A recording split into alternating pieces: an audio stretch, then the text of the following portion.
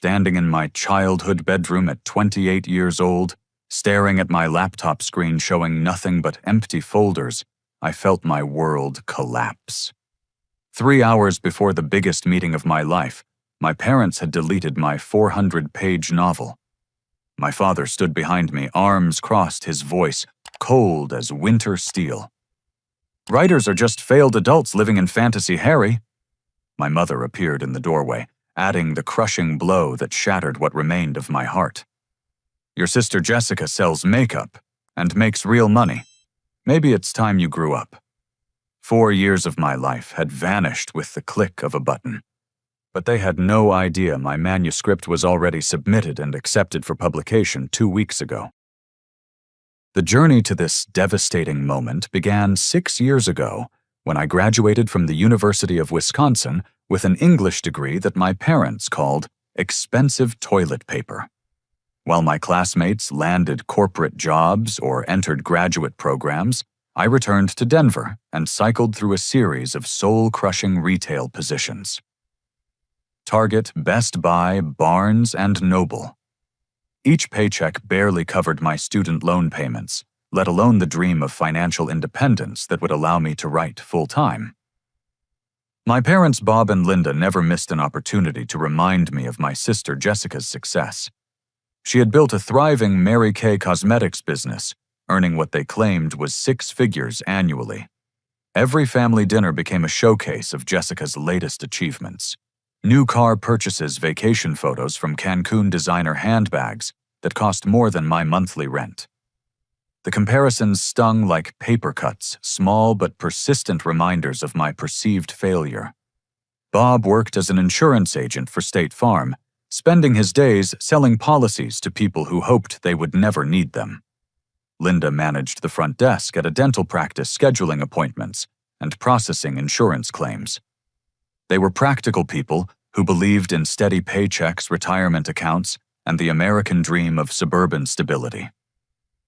My writing represented everything they feared: uncertainty, impracticality, and the terrifying possibility of never achieving financial security. Despite their constant criticism, I couldn't abandon the stories burning inside my head. I developed a secret routine that became my lifeline. Every morning at 5 o'clock, I would slip out of the house and drive to a 24-hour diner called Mel's on Colfax Avenue. With a cup of coffee that cost $2 and unlimited refills, I could write for 3 hours before heading to whatever retail job currently employed me. The other customers were night shift workers, ending their day truck drivers grabbing breakfast, and insomniacs seeking the comfort of fluorescent lights and human activity. My novel, Echoes in the Static, grew slowly over 4 years of these dawn writing sessions. The story explored themes that felt achingly familiar. A young man trapped in a dysfunctional family dynamic, struggling to break free from expectations that suffocated his identity. The psychological thriller format allowed me to examine family manipulation through the lens of suspense, creating characters whose emotional wounds drove them to extraordinary actions. The breakthrough came 18 months ago, when I entered a writing contest sponsored by Writer's Digest. I submitted the first 3 chapters of Echoes in the Static with trembling hands and modest hopes. 3 months later, I received an email from Sarah Martinez, a literary agent from New York who specialized in psychological thrillers. She had judged the contest and wanted to read the complete manuscript. Sarah became my secret ally in a world that seemed determined to crush my ambitions. Our phone conversations happened during my lunch breaks, hidden in my car in parking lots behind whatever store currently employed me. She provided feedback that transformed my rough draft into a polished narrative, guiding me through revision after revision until the story sang with the kind of tension that kept readers turning pages at 2 in the morning. The calls from publishers began 6 months ago. Sarah had submitted Echoes in the Static to 12 publishing houses, and the responses surprised even her experienced expectations. Editors praised the authentic emotional depth, the realistic portrayal of family dysfunction, and the way psychological suspense emerged from everyday situations rather than contrived plot devices. 3 weeks before this crushing morning, my phone rang during a particularly difficult shift at Target. I was restocking the electronics section when Sarah's number appeared on my screen. I ducked into a storage room and answered with my heart pounding against my ribs. "Harry, I have incredible news," Sarah said, her voice bubbling with excitement. "Thomas Caldwell from Pinnacle Publishing House wants to offer you a 3-book deal. We're talking about $150,000 with potential for movie rights if the first book performs well." I had to sit down on a box of printer cartridges to keep from collapsing. After 4 years of rejection, letters, dismissive comments from family members, and the constant struggle to balance writing with survival jobs, validation felt like winning the lottery and discovering the cure for cancer simultaneously. Sarah explained that Thomas would be in Denver the following week for a regional book fair, and he wanted to meet me in person to finalize the contract details. We scheduled the meeting for today, planning every detail carefully. I would tell my parents about the book deal after signing the contract, presenting them with irrefutable proof that writing could indeed provide financial stability and professional respect. But I needed to keep the news secret until everything was finalized. Publishing deals could fall apart over contract negotiations, and I couldn't bear the thought of announcing my success only to have it disappear like morning fog. The secret felt like carrying a winning lottery ticket in my pocket, knowing that my life was about to change in ways I had only dreamed possible. The discovery of my deleted manuscript felt like walking into my bedroom and finding that someone had burned down my childhood home while I slept. Every folder on my laptop was empty. 4 years of character development, plot refinement, and painstaking revision had vanished without a trace. My hands trembled as I checked external drives, cloud storage accounts, and email attachments, desperately searching for any backup that might have survived my parents' digital demolition. The emotional breakdown hit me in waves. First came disbelief, the kind of shock that makes you question your own senses. Surely there was some mistake, some technical glitch that could be reversed with the right software or expert assistance. Then anger crashed over me like a tsunami, hot and destructive, making me want to punch walls and scream until my voice gave out completely. But the worst emotion was the grief. I mourned those 4 years of 5 a.m. writing sessions, the countless hours spent crafting dialogue that felt authentic, developing characters whose psychological profiles I had researched with the dedication of a graduate student. The novel represented more than just a book. It was proof that I could create something meaningful, that my dreams had substance beyond wishful thinking. My parents found me sitting on my bed, laptop closed, staring at the wall where my high school diploma hung in a frame that suddenly seemed to mock every academic achievement I had ever earned. Bob entered first, his posture rigid with righteous conviction. Linda followed, her face set in the expression she wore when delivering bad news to dental patients about expensive procedures their insurance wouldn't cover. "We did what we had to do," Bob said, his voice carrying the tone he used with insurance clients who filed questionable claims. 4 years of this nonsense is enough. You're 28 years old, Harry. When I was your age, I owned a house and had a real career. Linda nodded, wrapping her arms around herself as if the conversation made her physically cold. "We're not trying to be cruel, sweetheart. We love you too much to watch you waste your life chasing something that's never going to happen. Jessica built her business from nothing, and now she's financially independent. She doesn't need us to support her dreams because she chose realistic goals." The comparison to Jessica hit like a physical blow. My sister had always been the golden child, the one who made practical decisions and achieved tangible success. Her Mary Kay business generated income that my parents could understand, products sold, commissions, earned tax returns that proved profitability. My writing generated rejection letters and submission fees, expenses, without measurable returns. You canceled 4 years of work in 10 minutes. I said, my voice barely above a whisper. Do you have any idea what you've done? Bob sat down in the desk chair where I had once completed homework assignments and filled out college applications. We've done you a favor, son. This writing thing was becoming an obsession. You're living in our house working retail jobs that barely pay minimum wage, spending every free moment on something that's never going to support you. How long were we supposed to enable this behavior?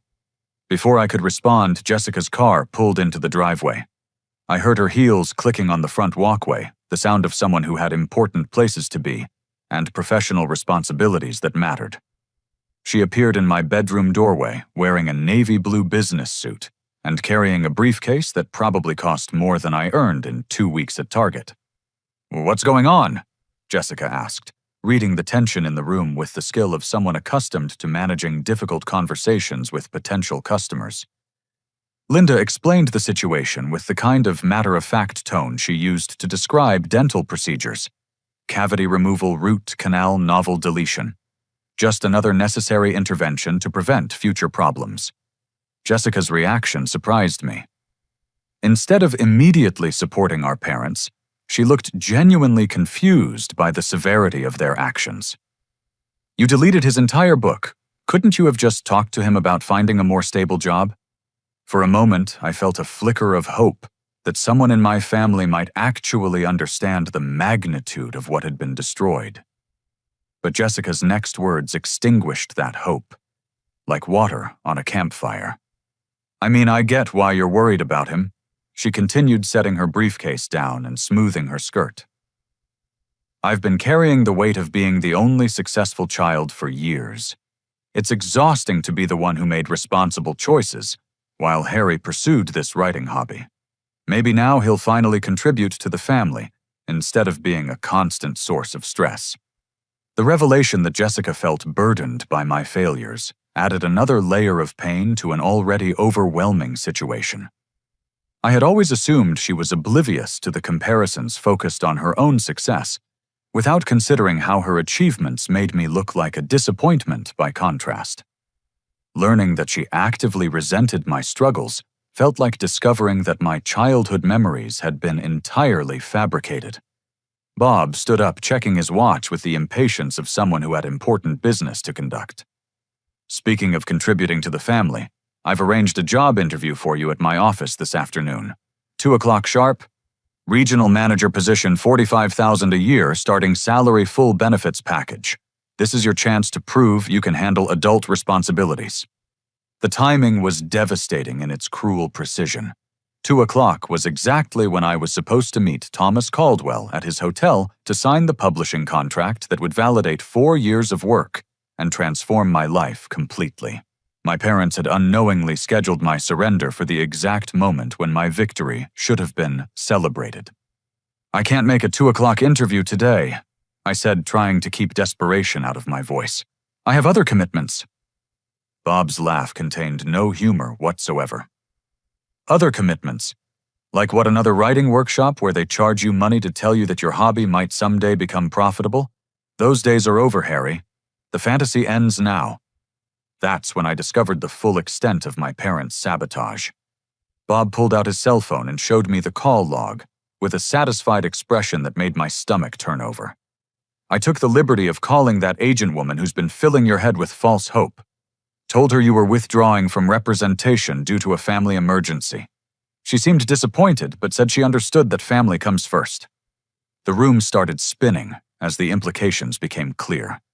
Sarah had spent 18 months building relationships with publishers, negotiating on my behalf, positioning my book for success. Bob's phone call had potentially destroyed professional connections that had taken years to develop. Linda produced a stack of mail from her purse letters addressed to me that I had never seen. We've been intercepting correspondence from these publishing people for the past 2 months. Look at these return addresses. More rejection letters, more false hope, more people trying to take advantage of your dreams. We saved you the disappointment of reading them yourself.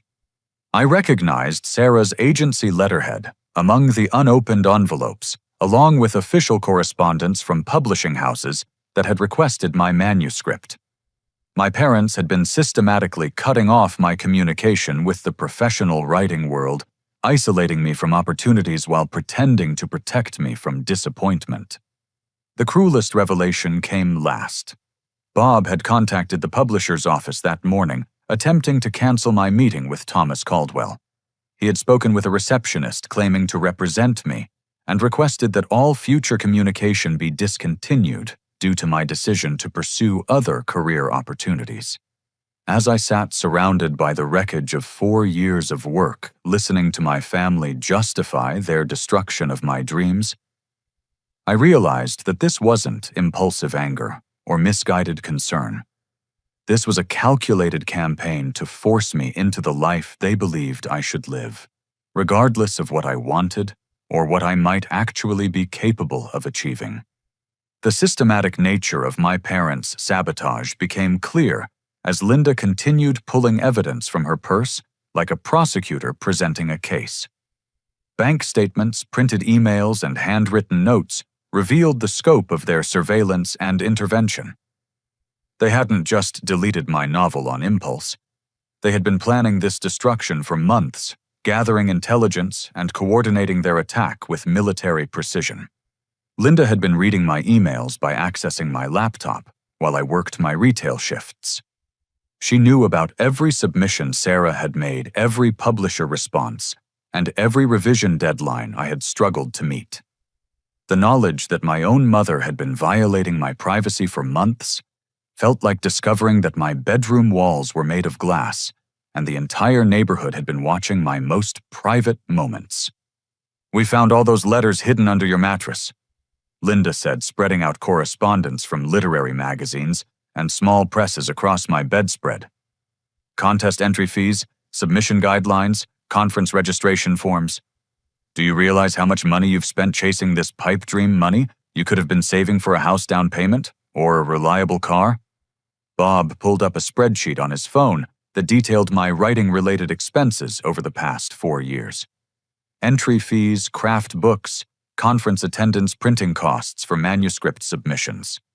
The total was $837 money they viewed as completely wasted despite the fact that these investments had led to representation by a respected literary agent and interest from major publishers. $800 could have been the start of an emergency fund. Bob explained with the patience of someone talking to a financially irresponsible teenager. "Instead, you threw it away on contests and workshops run by people who make their living off desperate wannabe writers. These people saw you coming from a mile away." The sound of a car door slamming interrupted Bob's lecture. Through my bedroom window, I watched Marcus Chen pull into our driveway in his Honda Accord, the same car he had driven since high school, but now maintained with the income from his successful graphic design business. Marcus and I had been friends since sophomore year, bonding over our shared love of creative pursuits that our parents viewed with skepticism. Marcus knocked on the front door, but Linda intercepted him before he could reach my room. I could hear their conversation through the thin walls of our ranch-style house, Linda explaining that I was dealing with a family situation and couldn't have visitors. But Marcus had never been easily deterred, and he possessed the kind of professional confidence that came from running his own business and dealing with demanding clients. "Mrs. Peterson, I'm actually here about Harry's writing," Marcus said, his voice carrying the authority of someone who billed $120 an hour for creative services. "I've been beta reading his novel, and I know how important today's meeting is for his career. If there's some kind of emergency, maybe I can help." The admission that Marcus knew about my publisher meeting sent Bob into immediate damage control mode. He realized that their carefully planned intervention might not remain a private family matter, and the possibility of outside judgment clearly made him uncomfortable. Bob valued his reputation in the community, and the last thing he wanted was neighbors gossiping about the Peterson family's dysfunction. Marcus entered my bedroom with the kind of calm assessment that had made him successful in client relations. He took in the scene quickly, me sitting on the bed surrounded by scattered papers, my parents hovering like guards, and the general atmosphere of confrontation that filled the small space like smoke. "What happened to your laptop?" Marcus asked, noticing the closed computer and my defeated posture. Before I could respond, Jessica answered with the blunt efficiency she used in business presentations. Mom and Dad deleted Harry's book to snap him out of this writing fantasy. They've arranged a real job interview for him this afternoon, and it's time he started acting like an adult. Marcus's expression shifted from confusion to genuine shock. As someone who had built a career in creative fields, he understood the value of artistic work in ways that my family never could. He also knew the specific details of my publishing opportunity because I had shared the good news with him under strict promises of secrecy. "You deleted 4 years of work," Marcus asked, his voice carefully controlled but edged with disbelief. "Do you understand what you've done? Harry has talent that professional agents recognize. This isn't a hobby anymore." Bob stepped forward, asserting his authority as the homeowner and head of the household. "I don't know what Harry's told you about his little writing project, but we're the ones who see the reality of this situation. He's 28 years old living in our house working retail jobs that don't even provide health insurance. We can't enable this delusion any longer." "It's not a delusion," Marcus said, pulling out his phone. "Harry showed them the contract details." The request revealed a problem I hadn't yet shared with Marcus. The contract information was stored in email folders that no longer existed on a laptop that had been wiped clean of every file related to my writing career. I had been so focused on keeping the publisher meeting secret that I hadn't created backup copies of the essential documents in places my parents couldn't access. "I can't show them anything," I admitted. "Everything's gone." Marcus's face went pale as he understood the implications. "The publisher meeting is in 6 hours. Thomas Caldwell is flying back to New York tomorrow. If you miss this meeting, you lose the deal." Jessica looked between Marcus and me with growing suspicion. "What publisher meeting? What deal, Harry? Have you been lying to us about something?" The question hung in the air like smoke from a house fire. My parents had destroyed my work to prevent me from chasing unrealistic dreams, but they had no idea that those dreams had already come true. The irony was so bitter I could taste it on my tongue. Bob's phone rang before I could decide how to respond. He answered with the professional tone he used for business calls, but his expression quickly shifted to confusion and then anger. When he hung up, he turned to me with suspicion that made my stomach clench with new fear. "That was someone from Pinnacle Publishing House," Bob said slowly. "They're calling to confirm your meeting this afternoon with Thomas Caldwell. They said something about a 3-book deal and contract finalization." The silence that followed felt like standing in the eye of a hurricane, knowing that devastating winds were about to tear everything apart. My secret was out, but not in the triumphant way I had planned. Instead of celebrating my success, I was watching my parents realize that their intervention had potentially destroyed something far more valuable than they had understood. Linda sat down heavily in my desk chair, her face cycling through emotions too complex to name. "A 3-book deal, Harry. Are you telling us that you actually had a real publishing contract?" Before I could answer, Bob's phone rang again. This time he put the call on speaker, and Thomas Caldwell's voice filled my childhood bedroom like an announcement from another world. "This is Thomas Caldwell from Pinnacle Publishing. I'm trying to reach Harry Peterson about our meeting today. I received a call this morning from someone claiming to represent him, saying he wanted to cancel our contract discussions. However, his agent Sarah Martinez assured me that no such decision had been made. I'm hoping we can clear up this confusion because I'm very excited about his work." Bob stared at his phone as if it had spontaneously become a poisonous snake. The reality of what he had done was settling in like cold water through a cracked foundation, and I could see him beginning to understand that his protective intervention had backfired catastrophically. Marcus stepped into the silence with the kind of professional damage control that had saved many of his client relationships. "Mr. Caldwell, this is Marcus Chen, Harry's friend. There's been a family miscommunication, but Harry is absolutely interested in meeting with you today. Can we confirm the time and location?" "Certainly," Thomas replied, his voice carrying relief. 4 o'clock at the Marriott Downtown Conference Room B. I have the contracts ready for signature pending final discussion of a few minor details. Sarah speaks very highly of Harry's work, and I'm looking forward to bringing his novel to our readers. After Marcus ended the call, my bedroom felt like the aftermath of a tornado. Everyone stared at everyone else, trying to process the revelation that their reality had been turned completely upside down. I hadn't been chasing impossible dreams. I had been on the verge of achieving exactly the kind of success they claimed was fantasy. But the celebration would have to wait. Bob's interference with Sarah and the publisher had created professional complications that needed immediate attention. My parents had potentially damaged relationships that had taken years to build, and I wasn't sure if the harm could be completely undone. The worst part was realizing how close I had come to losing everything. If Thomas hadn't decided to call directly, if Sarah hadn't vouched for me, if Marcus hadn't arrived when he did, my parents' sabotage might have succeeded completely. The 3-book deal worth $150,000 could have vanished because of a family intervention designed to force me into selling insurance policies. The revelation that a real publishing deal existed sent my parents into a spiral of damage control that felt worse than their original sabotage. Instead of apologizing for deleting my manuscript, they began questioning the legitimacy of the offer, suggesting that publishers frequently took advantage of naive writers through elaborate scams designed to extract money from desperate hopefuls. These things are never what they seem. Bob insisted, his voice taking on the lecturing tone he used with insurance clients who didn't understand policy details. Publishers don't just call random people and offer huge contracts.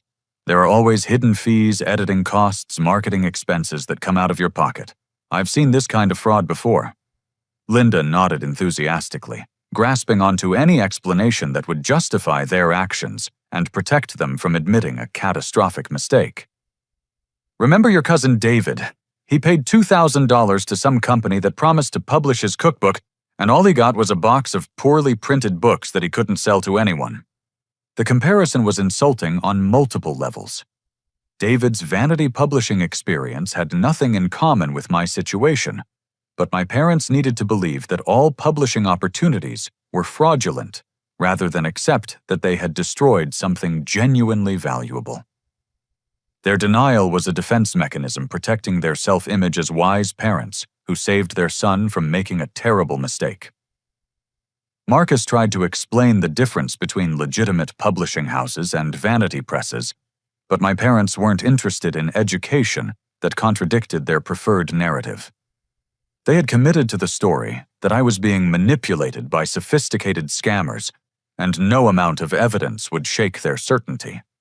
The scope of their interference became clear as Linda produced a folder filled with intercepted mail spanning the past 8 weeks.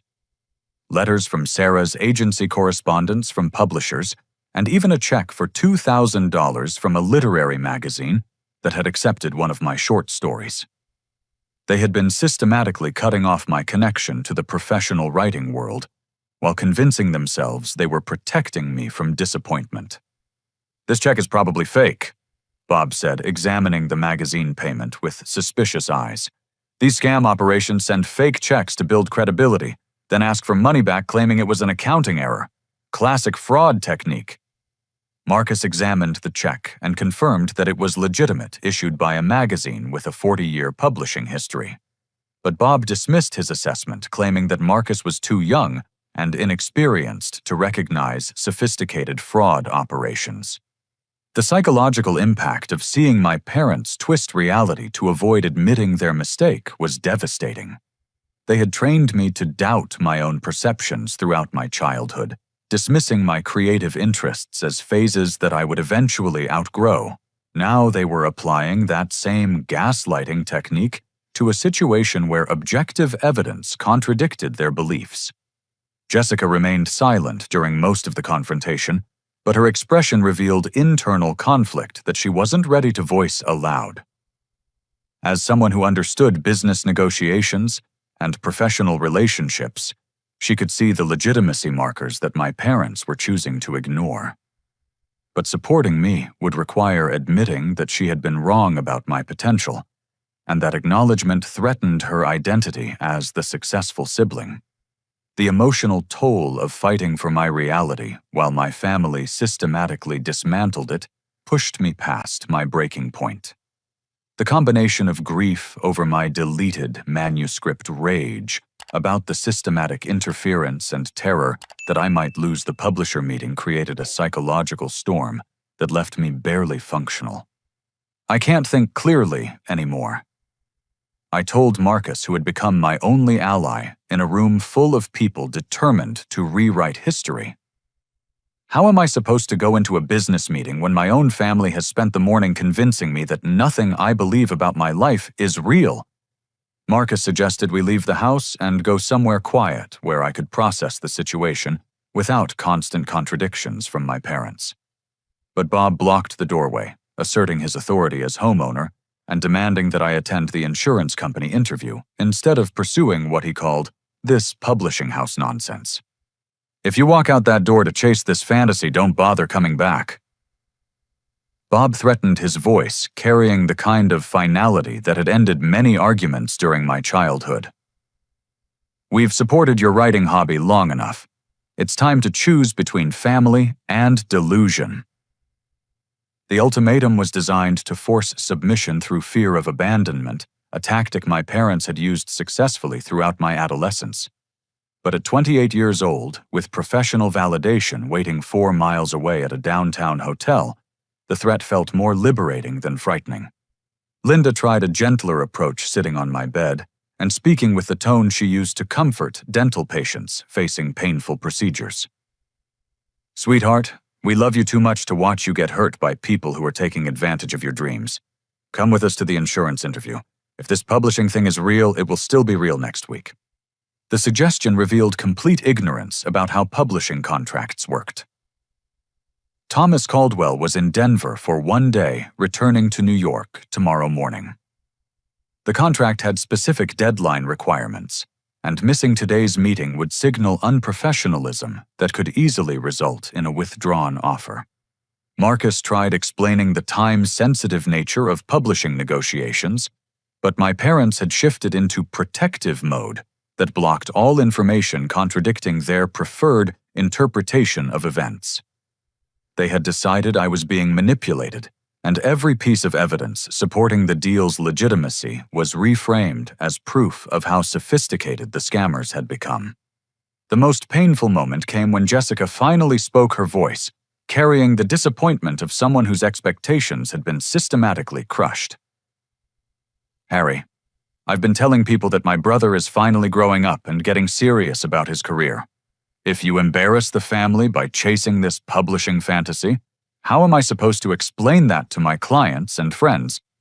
Her words revealed that she had already announced my transition away from writing to her professional network, positioning herself as the sibling who had successfully convinced her irresponsible brother to pursue realistic goals. My success would force her to admit that her business contacts that she had misjudged the situation, potentially damaging her reputation as someone who made sound assessments.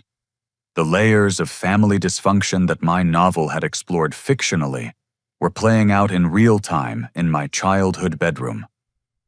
Parents who believed they knew better than their adult children, siblings competing for limited approval and manipulation, disguised as love. The irony that my book deal validated the psychological insights that my family was determined to suppress felt like discovering that I had been living inside my own story without realizing it. Bob's phone buzzed with a text message that changed his expression from stubborn certainty to confused uncertainty. He read the message twice before speaking his voice, lacking its usual conviction. The regional manager at my office just texted me. He says the interview this afternoon has been moved to next week because the hiring committee needs to review more applications. The 2 o'clock slot isn't available anymore. The timing felt like divine intervention, removing the direct scheduling conflict between my parents' plan and my publisher meeting. But instead of accepting this development as an opportunity for compromise, Bob became more agitated, sensing that his leverage was slipping away. "Fine," Bob said, his voice tight with frustration. "If you're determined to humiliate yourself by chasing this scam, go ahead. But when these people ask you for money when the contract turns out to be fake, when you realize you've been played by professionals who exploit desperate writers, don't come crying to us for sympathy." Linda stood up from my bed with the rigid posture of someone who had made a difficult decision. "We're going to visit your Aunt Carol for the rest of the day. When we come back tonight, we'll discuss your living situation and what kind of financial support we're willing to provide for someone who refuses to accept reality." The threat was clear: pursue the publisher meeting and face potential homelessness, or abandon my dreams and retain family support. They were forcing me to choose between my artistic identity and my safety net, betting that fear would triumph over ambition. As my parents prepared to leave, Linda paused in the doorway with one final attempt at emotional manipulation. "I hope you understand that we're doing this because we love you, not because we want to hurt you. Sometimes love means protecting people from their own worst impulses, even when they hate you for it." The statement encapsulated everything toxic about their approach to parenting. They had convinced themselves that sabotaging my career was an act of love, allowing them to maintain their self-image as caring parents, while systematically destroying my chances for independence and success. After they left, the house felt like a crime scene where something precious had been murdered. Marcus and I sat in the aftermath of the confrontation, trying to assess the damage and determine whether anything could be salvaged from the wreckage. "Your parents just threatened to kick you out for pursuing a legitimate career opportunity," Marcus observed, his voice filled with disbelief. "Do you realize how insane that is?" I did realize it, but understanding the dysfunction didn't make it less devastating. These were the people who had raised me, who claimed to love me more than anyone else in the world. Their willingness to destroy my dreams to maintain control revealed depths of selfishness that I hadn't wanted to acknowledge. The publisher meeting was still possible, but everything else in my life had been destabilized. My family relationships, my housing situation, and my emotional foundation had all been damaged potentially beyond repair. Victory in my professional life might come at the cost of losing my personal support system entirely. Sitting in the wreckage of my childhood bedroom, surrounded by scattered mail and deleted dreams, I realized that my parents had inadvertently given me the greatest gift possible: absolute clarity about who I needed to become. Their ultimatum had stripped away every safety net, every excuse, and every reason to compromise my authentic self for their approval. Marcus closed my laptop and turned to face me with the kind of direct honesty that had made him successful in business. "Harry, you have 3 hours to decide who you want to be for the rest of your life. Are you going to be the person who lets family fear control your destiny, or are you going to fight for what you've already earned?" The question cut through months of self-doubt and years of internalized criticism.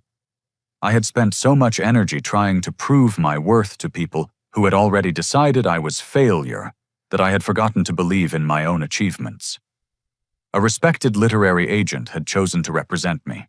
A major publishing house wanted to offer me a 3-book contract. These weren't opinions or family assessments.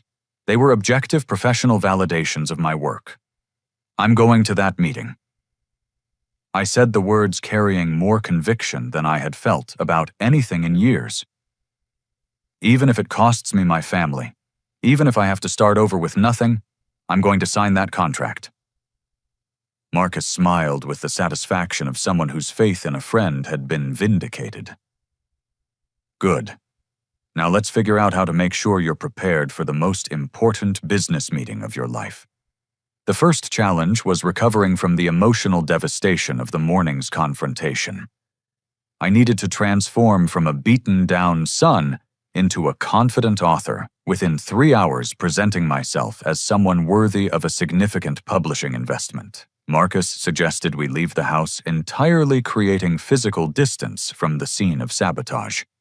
We drove to a coffee shop in downtown Denver, that catered to business professionals and freelance workers. The environment was sophisticated enough to help me shift into a professional mindset, but casual enough that I wouldn't feel overdressed in the suit my parents had bought for the insurance interview. Marcus ordered us both large coffees and found a quiet corner table where we could plan my presentation strategy.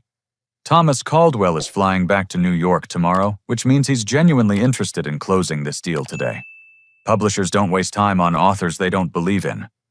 The reminder helped restore my confidence in the legitimacy of the opportunity. My parents' insistence that the contract was fraudulent had planted seeds of doubt, but Marcus's perspective as someone who regularly negotiated business deals provided reassurance that I was dealing with standard professional practices. What if Bob's phone call damaged my relationship with Sarah or the publisher? I asked, voicing the fear that had been gnawing at me since discovering the extent of my parents' interference. Marcus pulled out his phone and handed it to me. Call Sarah right now. Explain what happened. Apologize for the confusion and confirm that you're still completely committed to the deal.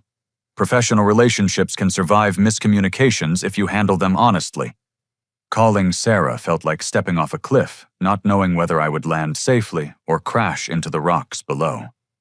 But Marcus was right, that honesty was my only option. I dialed her number and waited through 3 rings that felt like hours. Harry! Sarah's voice carried relief and concern in equal measures. I got the strangest call this morning from someone claiming to represent you. He said you were withdrawing from representation due to a family emergency. I tried calling you back, but the number went straight to voicemail. I explained the situation as concisely as possible, outlining my parents' sabotage without dwelling on the emotional trauma. Sarah listened without interruption, occasionally making small sounds of sympathy and disbelief. Family dynamics can be complicated when creative careers are involved, Sarah said after I finished my explanation.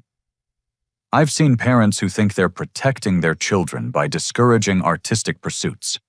The important thing is that you're still committed to your writing career and today's meeting. Her understanding and support felt like oxygen after nearly drowning. I'm absolutely committed. More than ever, actually. This morning showed me exactly why I need to build a career that doesn't depend on my family's approval. That's the attitude that will make you successful, Sarah said. Thomas is expecting you at 4 o'clock, and he's excited about your work. He specifically mentioned the authenticity of the family dynamics in your novel, which is ironic given what you're dealing with today. After ending the call with Sarah, I felt like a different person. The professional validation reminded me that my worth wasn't determined by my parents' assessment. I had skills that the market valued, talents that experts recognized, and opportunities that most writers would envy. Marcus helped me prepare for potential questions about my background, my other writing projects, and my career goals. We discussed contract negotiation basics, though Sarah would handle most of the technical details. My job was to present myself as someone worthy of the publisher's investment and excited about building a long-term professional relationship. The suit my parents had bought for the insurance interview fit perfectly a detail that felt like cosmic justice.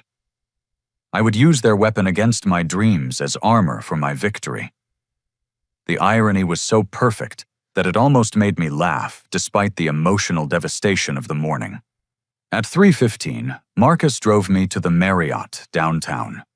The hotel lobby was filled with business travelers and convention attendees, people pursuing careers and opportunities that required them to travel across the country for important meetings. I belonged in this environment, not behind a retail counter selling electronics to customers who treated service workers like furniture. "You've got this," Marcus said as I prepared to exit his car. 4 years of 5 a.m. writing sessions led to this moment. Your parents can't delete what you've already accomplished. Walking into the hotel felt like crossing a bridge from my old life into my future. The lobby was elegant without being intimidating, decorated with modern art that spoke to creativity and professional success. I found Conference Room B easily arriving 10 minutes early, as Sarah had advised.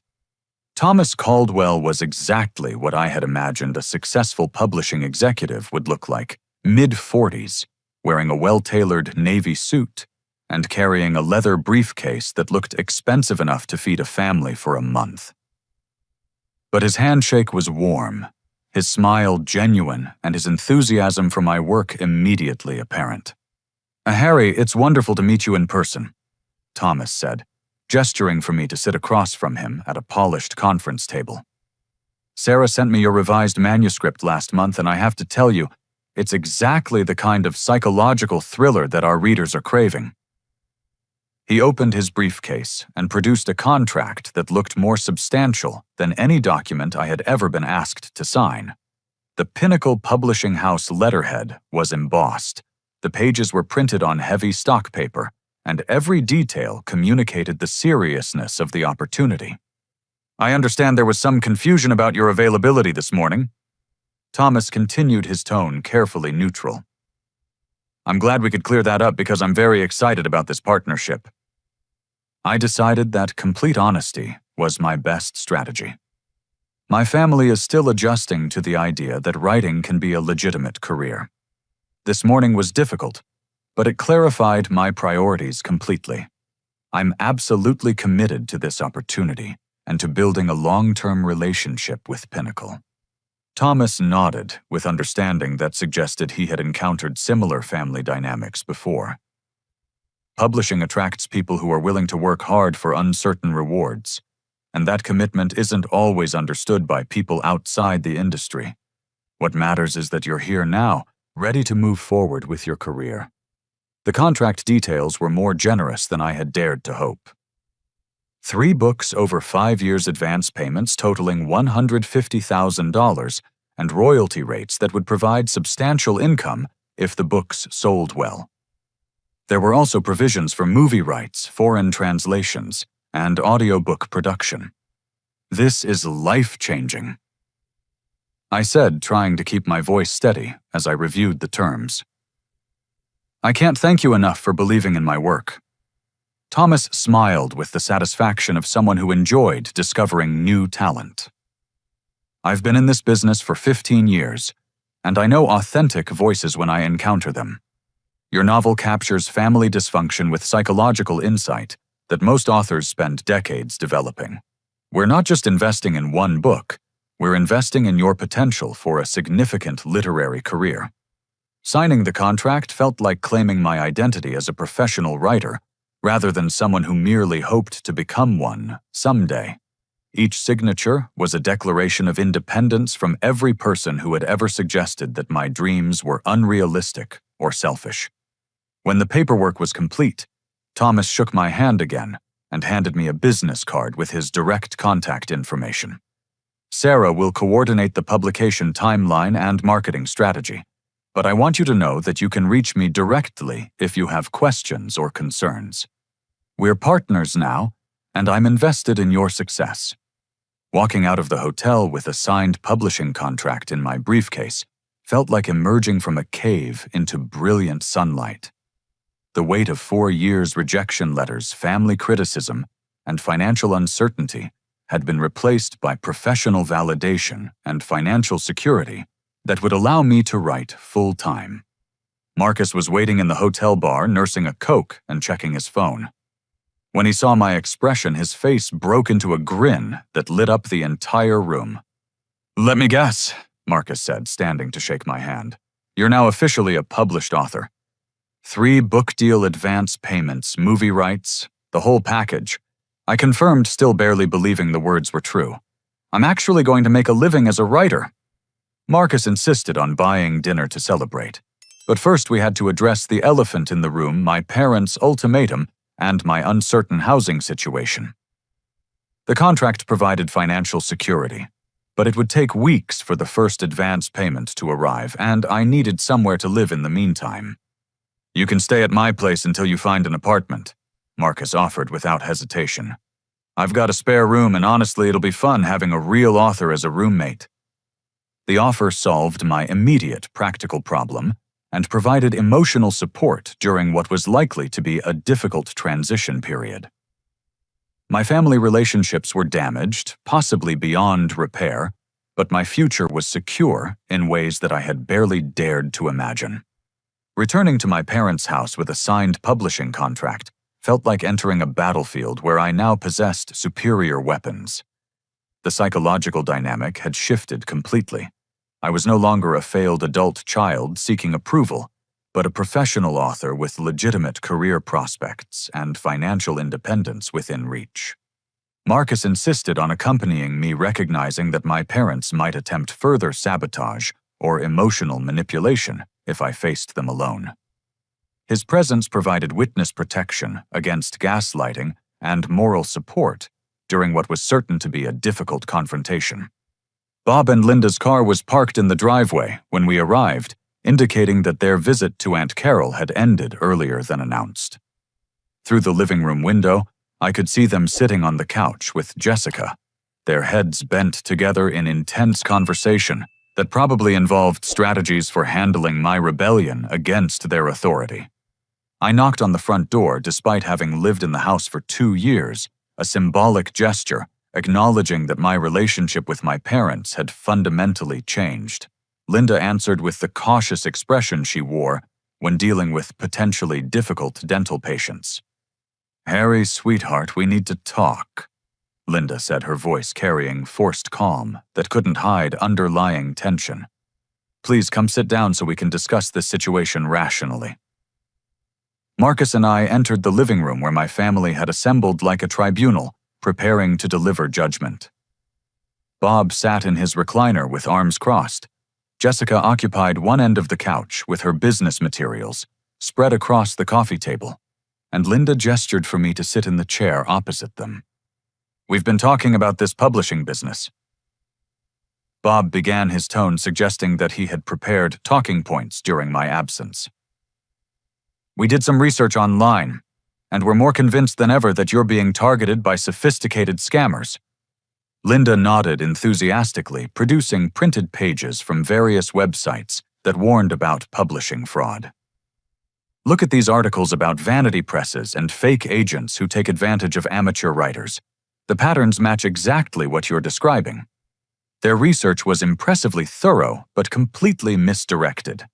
They had found legitimate warnings about publishing scams and applied them to my situation with Pinnacle Publishing House, a respected company with decades of industry credibility. Their determination to prove fraud revealed desperation to avoid admitting their catastrophic mistake.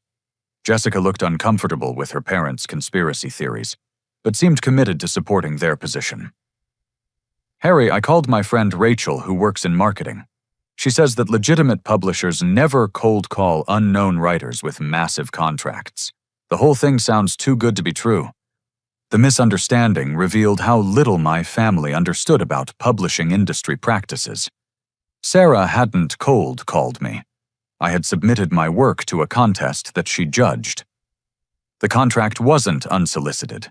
It was the result of 18 months of professional relationship building and manuscript development. "I have something to show you," I said, pulling the signed contract from my briefcase. "This is the 3-book deal with Pinnacle Publishing House. It's real, it's legitimate, and it's already signed." The sight of official legal documents printed on corporate letterhead created immediate silence in the room. Bob took the contract and examined it with the careful attention he applied to insurance policies, looking for loopholes or suspicious language that would support his fraud theory. "This could still be fake," Bob insisted, though his voice lacked its previous conviction. "Anyone can print official-looking documents. The real test is whether they actually send money or just ask for fees up front." Marcus stepped forward with his phone, pulling up Pinnacle Publishing House's website and showing my family the company's roster of successful authors, recent bestsellers, and industry awards. The evidence of legitimacy was overwhelming, but my parents continued grasping for alternative explanations that would validate their sabotage. Even if this company is real, the contract could still be fraudulent. Linda suggested, her desperation becoming more apparent. "Identity theft is very sophisticated these days. Someone could be impersonating this publisher to steal your personal information." The suggestion was so far-fetched that Jessica finally spoke up with the kind of practical assessment that had made her successful in business. "Mom, this is getting ridiculous. Harry has a real contract with a real publisher. We need to accept that we might have been wrong about his writing career." Bob turned on Jessica with surprising anger, apparently viewing her rational assessment as betrayal of family solidarity.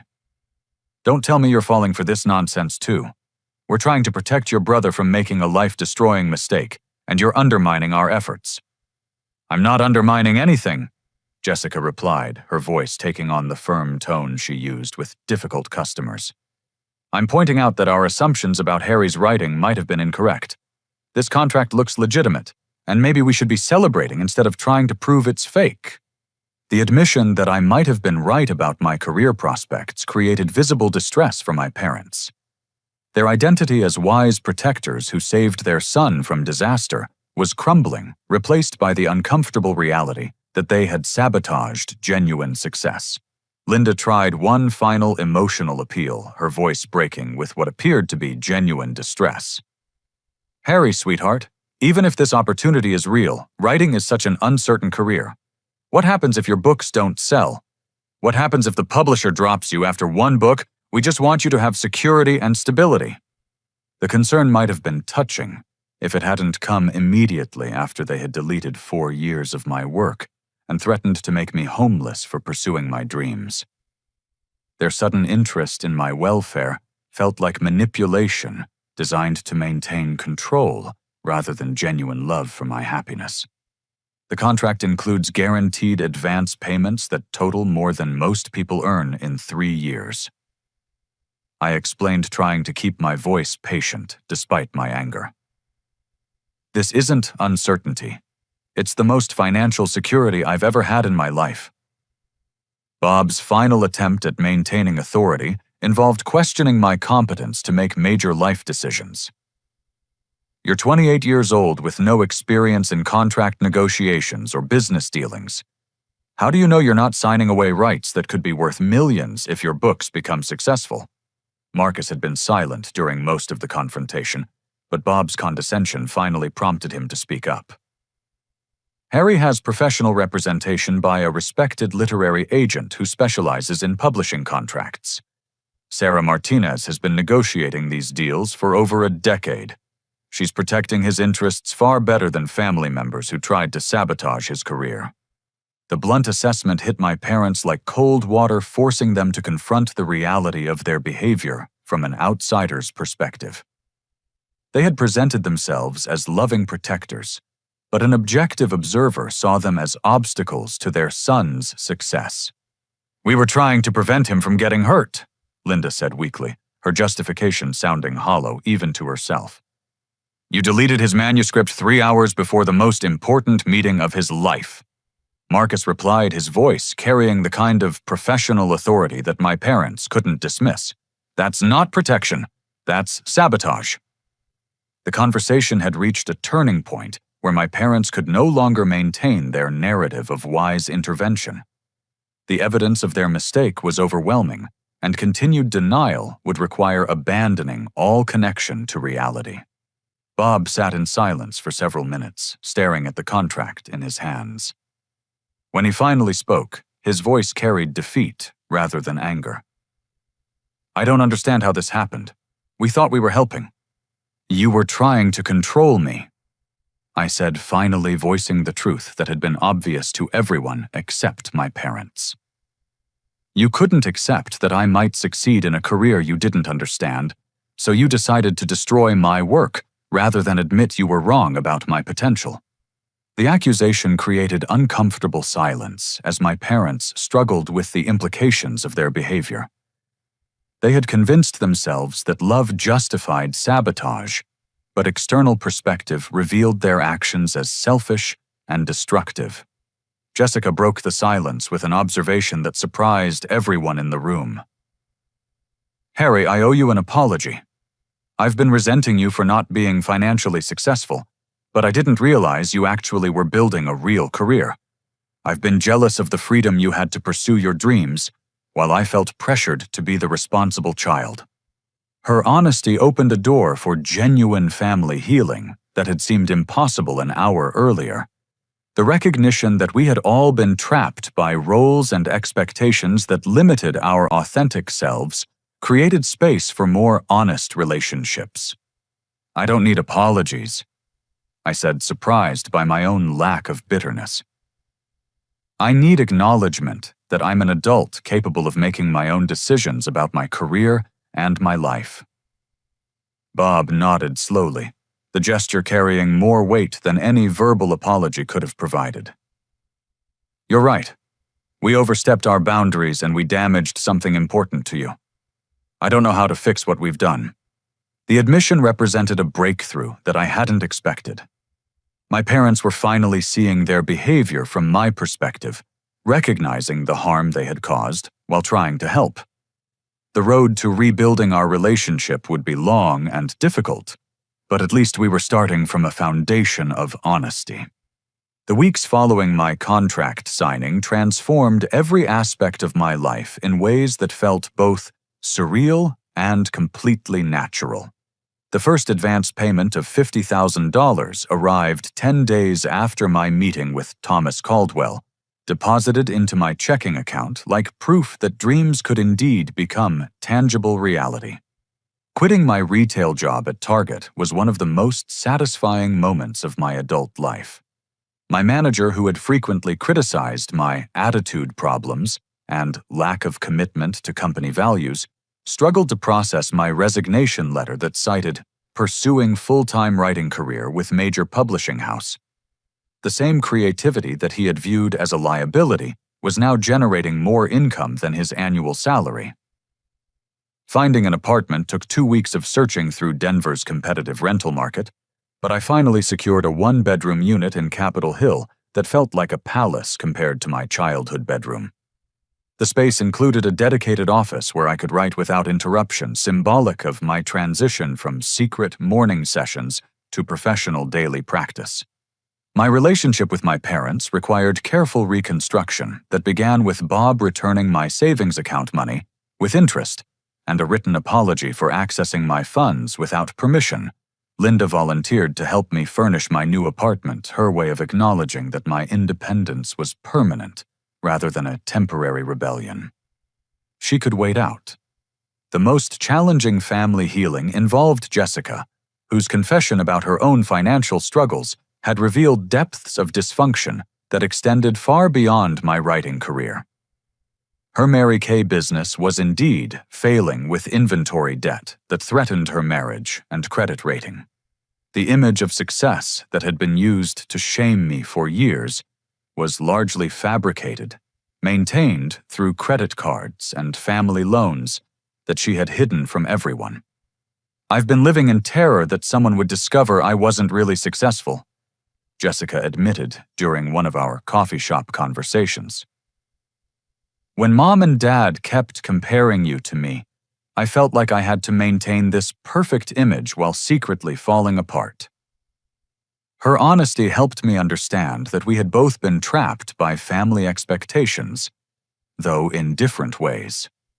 She had been pressured to be the responsible success story, while I had been dismissed as the irresponsible failure. Neither role allowed us to be authentic or supportive of each other's real struggles and achievements. I used part of my advance payment to help Jessica restructure her business debt, not as charity, but as investment in genuine family healing. We worked together to develop a realistic financial plan that acknowledged her actual situation rather than the fantasy she had been maintaining. The experience of collaborative problem-solving created a sibling relationship based on mutual support rather than competition. Bob's journey toward accepting my career took longer than Linda's partially, because his own failed musical ambitions made my success a painful reminder of what he had never achieved. He had played guitar in local bands during his 20s, harboring dreams of recording contracts that never materialized. Watching me succeed in creative fields forced him to confront his own abandoned dreams and the bitterness that had shaped his parenting approach. I think I've been jealous of your courage to keep pursuing something I gave up on," Bob admitted during one of our gradually improving conversations. "When you kept writing despite all the criticism, it reminded me that I had chosen safety over passion, and that made me angry in ways I didn't understand." His emotional honesty created space for genuine forgiveness that I hadn't thought possible during the darkest moments of our conflict.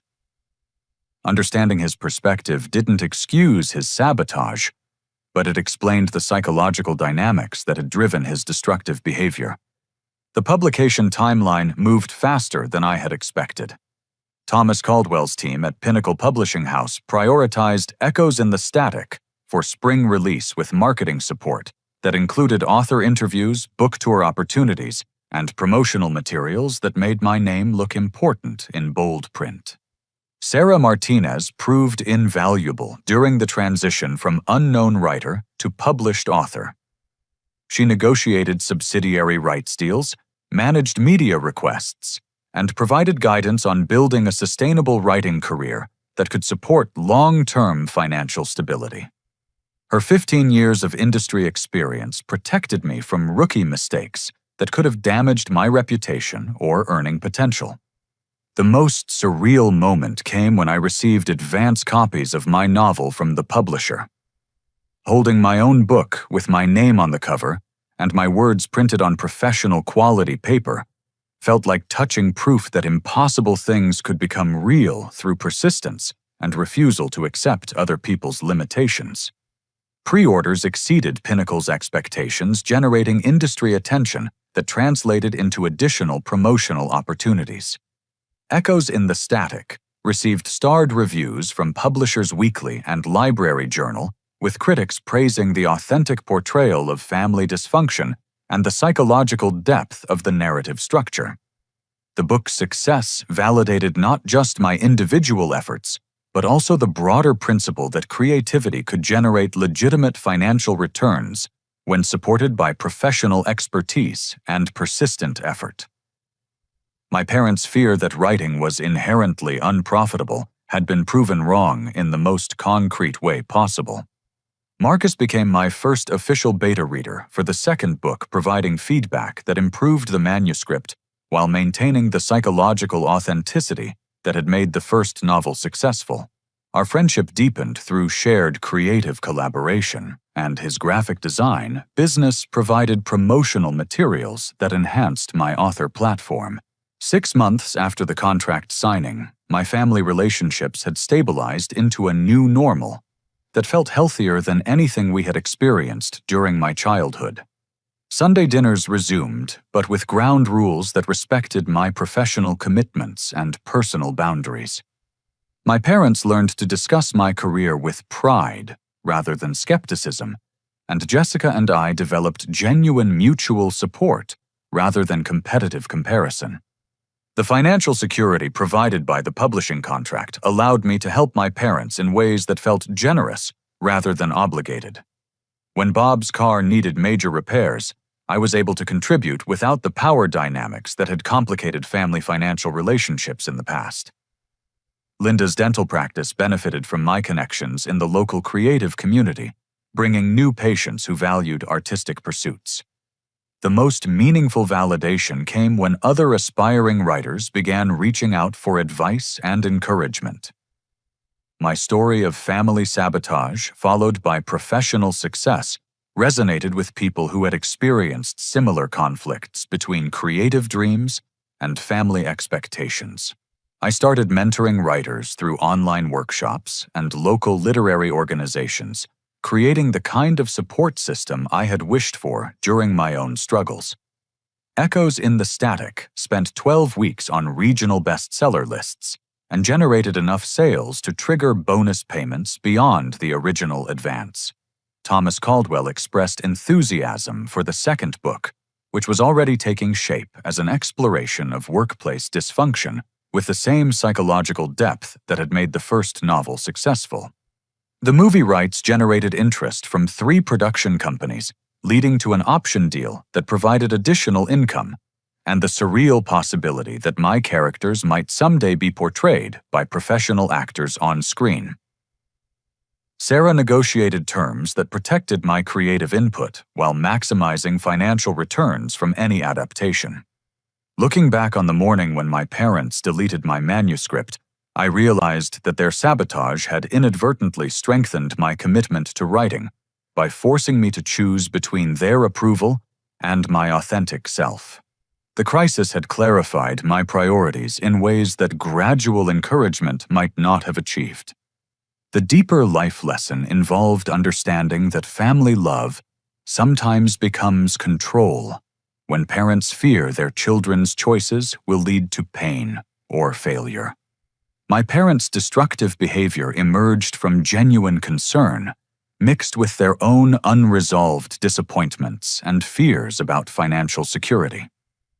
Healing required acknowledging their motivations while maintaining firm boundaries about my autonomy as an adult. The experience taught me that professional success could coexist with family relationships, but only when those relationships were based on mutual respect rather than hierarchical control. My parents had to learn to trust my judgment about my own life, while I had to learn to forgive their mistakes without allowing past hurt to poison future interactions.